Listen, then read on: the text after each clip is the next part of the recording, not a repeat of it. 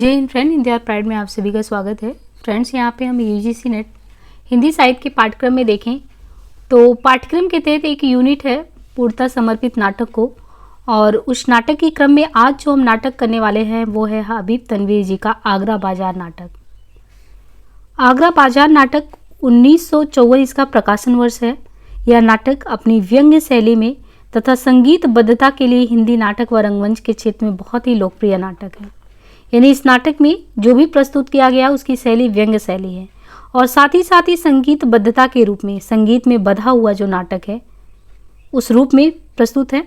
पृष्ठभूमि यदि इस नाटक की देखें तो नजीर अकबराबादी आगरा बाजार और उस बाजार सहित उस समस्त अंचल की सामाजिक, सांस्कृतिक, राजनीतिक एवं आर्थिक गतिविधियों को समेटे हबीब तनवीर का यह नाटक समकालीन भारतीय जो रंगमंच है उसको समृद्ध कर गया। नजीरा अकबराबादी और आगरा बाजार, और उस बाजार में अगर आप देखिए तो जो पूरा अंचल बसा है, एक बाजार को केंद्र बनाया गया है, और उस बाजार में एक कोई दुकानदार तो होता नहीं है, कोई एक व्यक्ति नहीं है, कई व्यक्ति हैं वहाँ पे। तो वो समस्त जो बाजार का ही अंचल है, वहाँ की सामाजिक, सांस्कृतिक, राजनीतिक और आर्थिक क्या गतिविधियाँ हैं उसको ये समेटा हुआ है नाटक। वास्तव में पहले पहल हबीब तनवीर ने जामिया मिलिया इस्लामिया के ही कुछ अध्यापकों एवं छात्रों संग ओखला के विद्यार्थियों का साथ लिया और नजीर अकबराबादी की कविताओं का एक लघु रूपक तैयार किया। यह लघु रूपक बहुत पसंद किया गया। धीरे धीरे हबीब तनवीर में इसे नाटक की शक्ल दी। नजीर अकबराबादी 18वीं सदी के भारतीय शायर थे जो अपनी धर्मनिरपेक्षता एवं गजल के लिए बहुत ही प्रसिद्ध थे। हबीब ने इस नाटक के द्वारा नजीर को प्रतिष्ठित किया है। तो पहले ये लघु नाटिका के रूप में, फिर ये जब बहुत ही ज़्यादा पसंद किया जाने लगा, संगीतबद्ध करके एक नाटक का रूप हबीब तनवीर जी ने दिया। इस नाटक में कोई केंद्रीय पात्र नहीं है। नजीर इस नाटक में कहीं भी पात्र के रूप में स्वयं उपस्थित नहीं है, लेकिन केंद्र में वही है। ककड़ी बेचने वाला, फकीर, तरबूजा वाला, लड्डू वाला, किताब वाला, पतंग वाला, कनमैलिया, पान वाला, मदारी, अजनबी, शायर, हमजोली, तजकिरानवाशी, ग्राहक, बेनजीर, शोहदा, लड़का, करीमन, चमेली, चमेली यहाँ पे जो है हिजड़ा है। इसके अलावा दर्जी, रामू, पंसारी, दरोगा, मुआशी, दवासबीन, हमीद, अंधा भिखारी, बेनी प्रसाद, तलवजी, शरेगिया, गंगा प्रसाद, ये सब पात्र हैं। इस नाटक की विशेष पे गौर फरमाए तो ये नाटक जो है भाषाई तौर पे देखें तो विशेष रूप से उर्दू की तरफ ज़्यादा ही झुकी है। नाटक में नज्मों का पर्याप्त प्रयोग हुआ है। रंगमंच पर यह नाटक बहुत ही सफल हुआ। एक दरोगा के माध्यम से पुलिस तंत्र की जो भ्रष्टता है उसकी भी ओर संकेत किया गया है। आगरा बाजार के इस नाटक द्वारा नजीर तथा उनकी नज़में प्रतिष्ठित हुई हैं।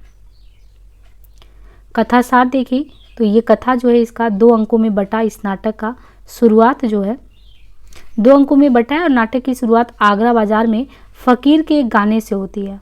फ़कीर एक गाना गाता है बाजार में, शरीफ बनिए जौहरी और सेठ साहूकार, देते थे सबको नगद सो खाते हैं अब उधार, बाजार में खड़े हैं पड़ी खाक बेशुमार, बैठे हैं ये दुकानों में अपनी दुकानदार, जैसे कि बैठे हो कैदी कतारबंद।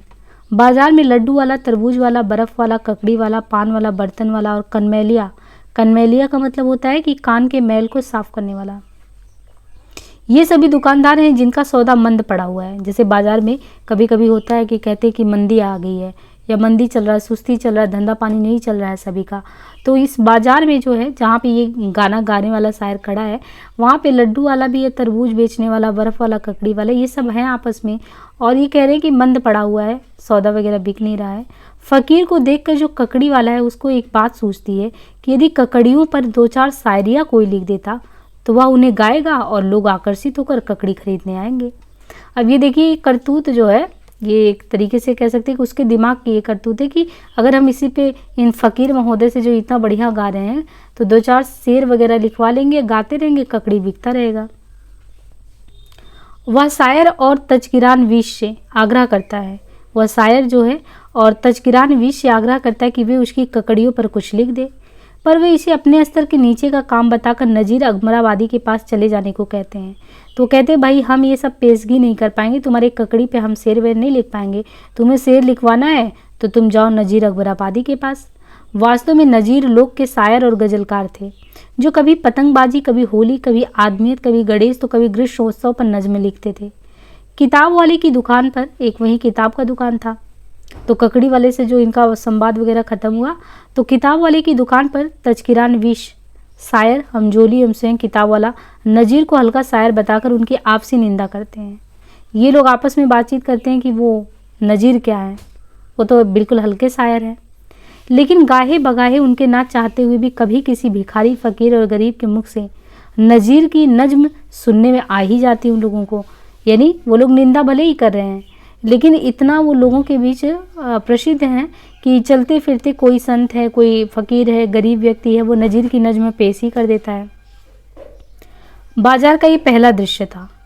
जो दूसरा दृश्य है, इसमें आए एक हमीद बालक है, हमीद बालक, उसके द्वारा हमीद द्वारा जब नज़ीर की नज्म का वाचन पतंग वाले की दुकान पर बैठ के किया जाता तो वहाँ भीड़ लग जाती है और नज्मों की बड़ी तारीफ होने लगती है।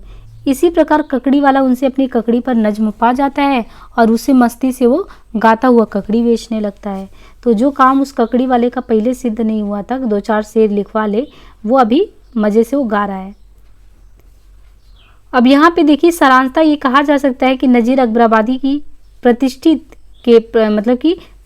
करने के क्रम में हबीब तनवीर जी ने लोक जीवन और लोक मान्यताओं के साथ साहित्यकारों एवं प्रकाशकों को जो एक सुप्त रवैया वगैरह है वो उसको दिखाया है। प्रमुख उद्धरण में यहाँ पे देखिए है, ककड़ी वाला लड्डू वाले से क्या कहता है, आत्महत्या करे मूर्ख, ज्ञानी के लिए संसार में बहुत से रास्ते खुले हैं। ककड़ी वाला तरबूज वाले से कहता है, जो सोच नहीं सकते वह समझ भी नहीं सकते। और यहाँ पे आप देखते हैं तो एक फ़कीर जो है स्वगत गीत गाता है, यह दुख वह जाने किस पे की आती है मुफलिसी, मुफलिस की कुछ नज़ीर नहीं रहती है। आन पर देता वह अपनी जान एक एक नान पर, हर आन टूट पड़ता है रोटी के ख्वान यानी थाल पर।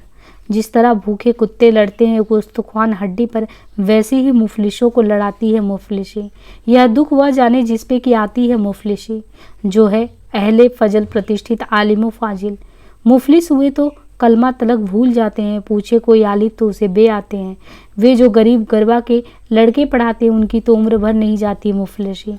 यह दुख वह जाने कि किस पे आती है मुफलिसी। कैसा हो आदमी पर इफलास, गरीबी के तुफैल कारण। कोई गधा कहे कुछ ठहराओ, कोई बैल कहे। तो ये फ़कीर जो है स्वगत गीत गाते हैं। और फिर क्या क्या ज़माने देखे हैं मीर साहब ने। इसी शहर में अजीज़ों की बेवफाई देखी, घर छोड़ा, वतन छोड़ा, दिल्ली छोड़ी, कि एक ज़माने में सुखन दानों और बा कमालों का माल जाओ मामा, जहाँ सब कुछ हो ही। दर दर की खाक छानी, ईरानियों और तुरानियों के हमले भी देखे।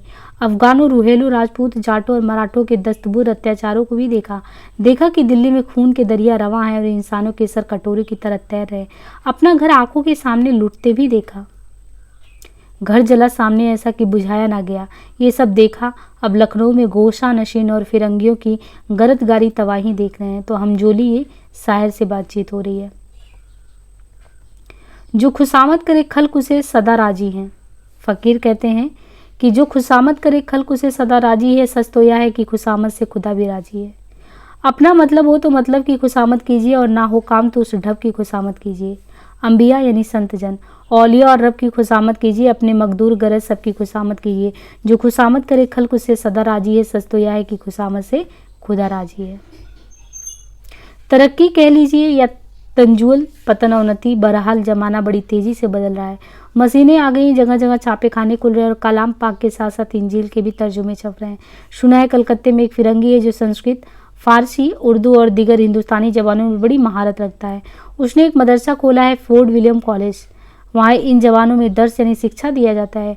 और अब तो सुना है कि मुशायरे भी वहीं मुनक़ाद आयोजित होते हैं। ये किताब वाला शायर से कहता है। हमजोली जो है ये किताब वाले से कहता है, ज़माने की ज़रूरत दरअसल मुजाहिद की नहीं बल्कि इंसान की है। इंसान कहीं नज़र नहीं आता। तो हमजोली ये किताब वाले से कहता है। शोहदा, श्री रामचंद्र ने लंका को फतह किया और तुम्हारे सुरमा हुसैन ने मेरे दिल का गढ़। बूत दररोज दिलमंद रावण, राम करंददा बुता राम किशु। मेरा दिल हमेशा रावण जैसा था, बुतो सुंदरियों ने उसे वश में करके राम की ओर मोड़ दिया।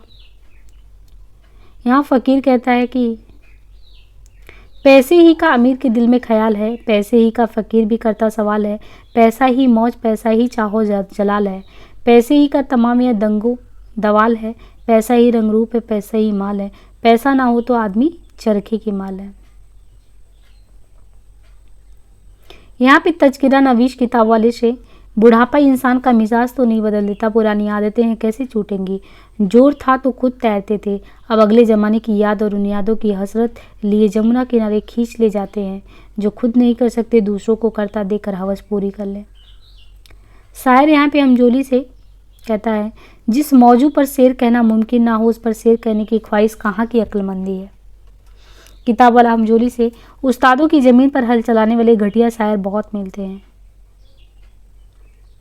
कहते हैं, सुनिए मेरी मीर इसी ज़माने में कहते हैं, देखे हैं मुझे दिदा ए पुष्यम से वह मीर, मेरे ही नसीबों में था यह जहर का प्याला और यह शेर भी मुलाहिजा फरमाइए।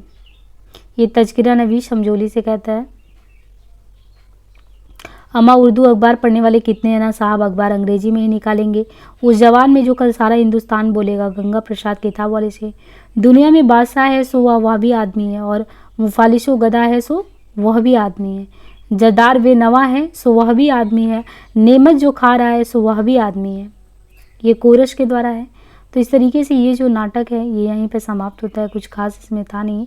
नाटक पूरा इसी तरीके से है, थोड़ा सा आप समझने में भी प्रॉब्लम आती है, देखेंगे उसमें कई लोगों के माध्यम से थोड़ा उर्दू का ज़्यादा ही लफ्ज़ इस्तेमाल किया गया है। अब यहाँ पे हम देखिए नेक्स्ट जो नाटक है वो बकरी नाटक देखेंगे। तो आज के लिए ये नाटक यहीं पे समाप्त करते, मिलते हैं नेक्स्ट पार्ट में। धन्यवाद।